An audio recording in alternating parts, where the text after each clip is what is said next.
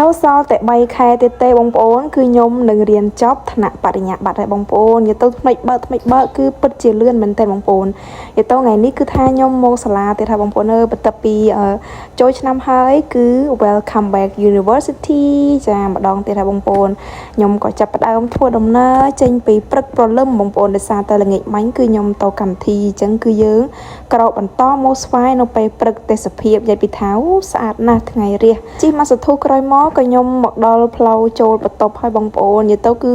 ជីប្រហែលជា1ម៉ោងអីដែរបងប្អូនហើយជីពេលព្រឹកគឺស្រឡះស្រួលទេអត់មានសមនឹងម៉ូតូទេមកដល់បន្ទប់ភ្លាមគឺសម្រាប់បានតែមួយភ្លាតទេបងប្អូនគឺថាដល់ម៉ោងត្រូវរៀបចំខ្លួនចាដើម្បីទៅសាលាបងប្អូនសាលាគឺថាចូលរៀនម៉ោង8ហើយឥឡូវនេះគឺខ្ញុំកំពុងតែចាប់ផ្ដើមរៀបចំខ្លួន make up តិចតួចបងប្អូនអើយដាក់ mascara ដាក់កលឿថ្ពិលបន្តិចយីកលឿថ្ពិលដាក់ជាមួយនឹងការ៉េមគូអញ្ចឹងបន្តិចទៅបងប្អូននិយាយទៅយើងចូលរៀនវិញហើយអញ្ចឹងយើងគេហៅថា make up តិចទៅចានិយាយទៅមើលទៅមិនសំណំឡាទេបងប្អូនតែដូចថាចឹងឯងខ្ញុំចង់ថតបងប្អូនបានមើលពីសកម្មភាពតើខ្ញុំធ្វើអីខ្លះហើយមុននឹងទៅសាកលវិទ្យាល័យខ្ញុំធ្វើអីខ្លះនឹងឯងបងប្អូននិយាយទៅគឺមិនមែនធ្វើអីទេលេខតែស្លៀកបំពាក់ឯកសណ្ឋានសាលាទៅហើយយើងធ្វើខ្លួនតិចតួចចឹងទៅរៀបចំសម្ភារៈសភៅអីហើយឥឡូវគឺខ្ញុំចាប់ផ្ដើមលាបក្រែមហើយគឺសេតតាសក់ហើយរួចហើយបងប្អូនអត់មានអីច្រើនទេថាយើងមិនមែនទៅកម្មវិធីអីយើងទៅរៀននេះមកធ្វើ cute ឲ្យបងប្អូនមើលមួយហើយបងប្អូនណាខ្លះដែលរៀននៅសាកលវិទ្យាល័យ CUS បងប្អូនកុំភ្លេច comment ខាងក្រោមចង់ដេញឋានៈខ្លះដែលរៀននៅសាកលវិទ្យាល័យហើយបន្ទាប់មកខ្ញុំក៏ចាប់ផ្ដើមមកដល់សាលាហើយបងប្អូនគឺទិញសភៅថ្មី